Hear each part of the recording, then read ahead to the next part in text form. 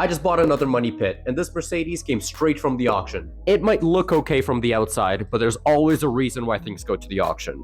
You guys see, I have never bought in a car from the auction before. And when I was working my 9-to-5 job, I found this beautiful Mercedes that looked absolutely flawless from the outside, but I knew that there was a reason why it's there. In the listing, it said that this car ran and drove on its own power. I have then realized that auctions can lie. So welcome to the family, the 2010 GLK 350.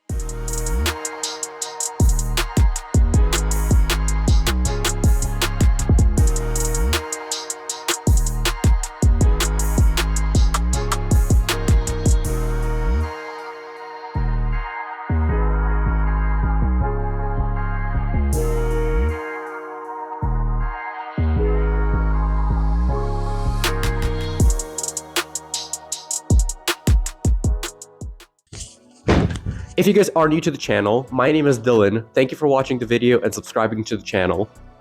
In this video, I'm going to talk about how much did I buy this car from the auction for, and why did I buy the GLK. But firstly, let's find out how exactly I found the car on the auction site. It was a typical workday for me as I stumbled across this beautiful Mercedes. I knew I had to go check it out. So I rushed to the auction, checked it out, and it looked way better than I thought it would, until I started the engine.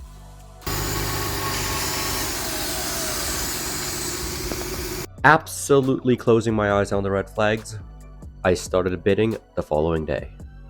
3, 2, And then just spend it 1. Closed. Yeah. I won. Yeah. Probably got scammed.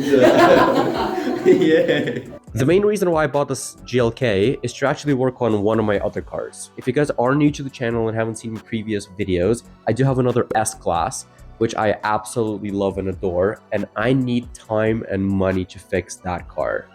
But while that car is getting fixed, I do need a runaround car for my personal errands and also for parts for the other car. Which is exactly why a long car with a lot of space in the trunk will actually really benefit the situation. This GLK comes with a V6 that is naturally aspirated, and it's a 3.5 liter V6, and these engines are actually really reliable. Well, like all German cars, they do have their own common problems, but this one doesn't have a lot. I did want to get something that I could actually take this car on a long trip on, not absolutely drain my bank account because gas is too expensive for it. So I wanted it to be a little bit family friendly, but also pretty powerful and fun.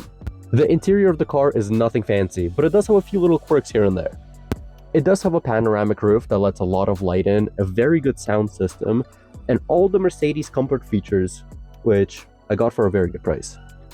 Even though it's not the most luxurious one you could get, for example, like an S-Class, it does still feel like a very luxurious Mercedes for a family. Or, in my case, a hauler for the other S-Class. I can pretty much fully fit in this back trunk with all of the seats down. So this will definitely allow me to carry a lot of parts and bumpers in the back seat if I do have to. Before buying the car, I obviously did a Carfax report on it, and I found out that this is actually a one-owner vehicle. This car has 214,000 kilometers, and it was mostly serviced at the dealer. To be honest with you guys, I was actually shocked that this car was on the auction. It's a one-owner vehicle, it doesn't have too many kilometers on it, and it ran and drove. Until I started the engine.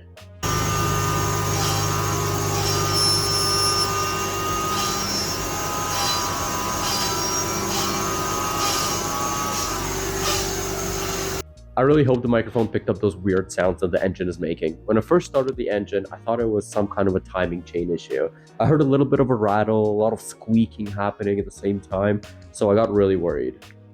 But once the engine warmed up, the noises kind of went away and it sounded very normal.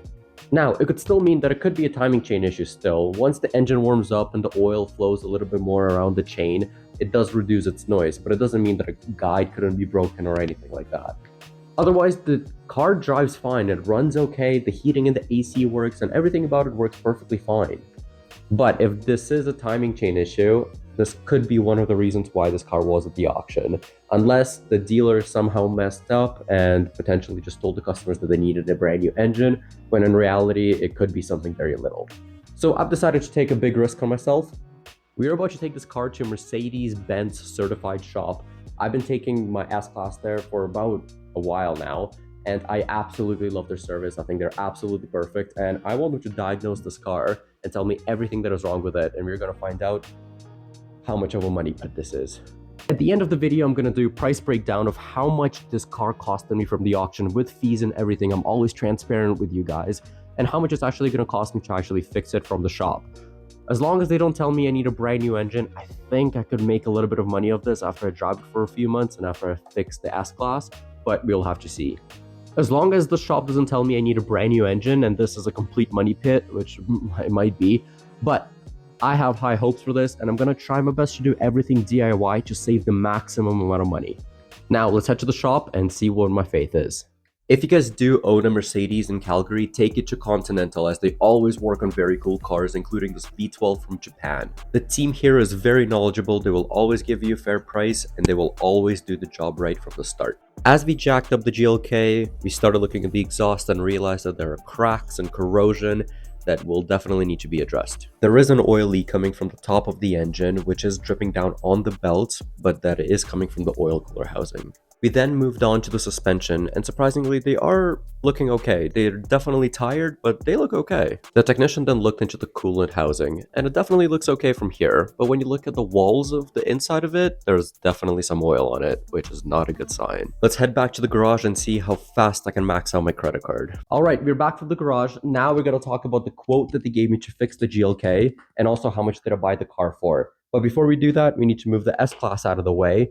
And it's been sitting here for about a week and a half. The air suspension is fully collapsed, and I haven't done a cold start for a while. So let's hear how that sounds.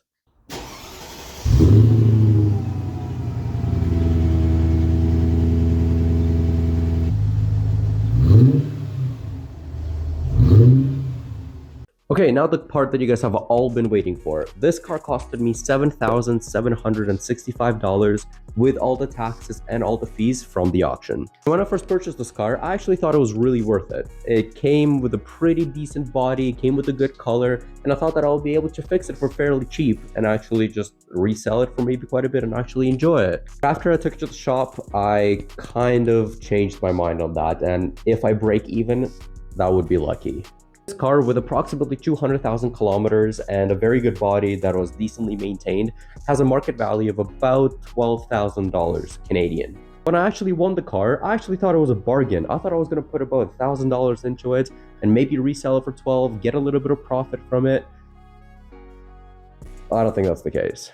The first issue is the secondary air injection pump. This is the pump that is making a lot of noise at startup, the one that screams. Is going to cost me about $200, and I can really easily change this. I think it's at the very top of the engine. I don't have to jack anything up, so let's add that to the tally.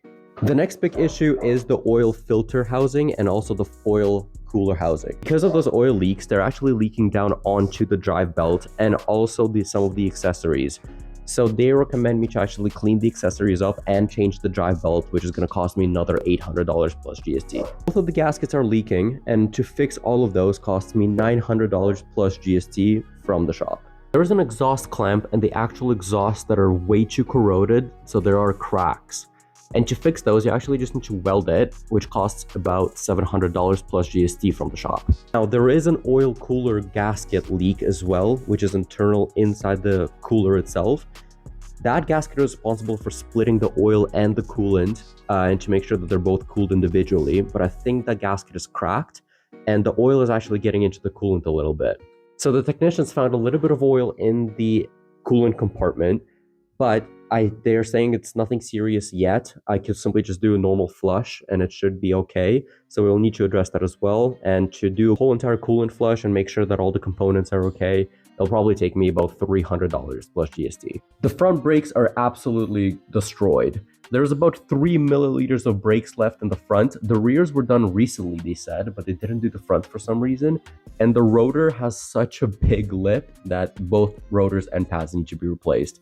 And all of that is going to cost $950 plus GST. Our arm blade is broken and they're wanting $210 plus GST to fix this. The engine mounts are also pretty destroyed. There's a lot of vibration that goes through the whole entire car. And apparently it's a huge job because it costs $2,200 plus GST, and apparently it's a 10-hour job. There's a few other issues that they recommend me changing, which are not mandatory, they're just suggestions. I do have a few lights out.